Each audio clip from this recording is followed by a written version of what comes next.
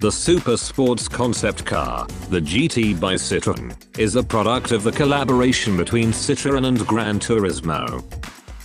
The car made a huge splash at its debut at the 2008 Paris Auto Salon, and it catapulted the car's designer, Takumi Yamamoto, into the limelight. The head-turning concept car was the product of numerous trips between Japan and France by both Citroën and Gran Turismo personnel. Here, the car has been transformed from a show car to a running model called the GT by Citroën Road Car, thanks to the magic of Gran Turismo. The major difference is that the real-life concept was powered by an electric motor while the virtual car possesses a high-output V8 mounted amidships.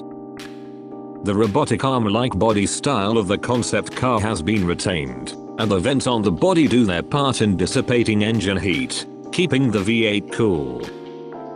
Also, replacing the heavy, high-capacity battery with a small gasoline tank has reduced the weight of the sports car, making the vehicle's performance much more potent. The GT by Citroën also retained its rigid nature, especially at the rear where the rear cowl that completely covers the engine compartment provides added handling stability.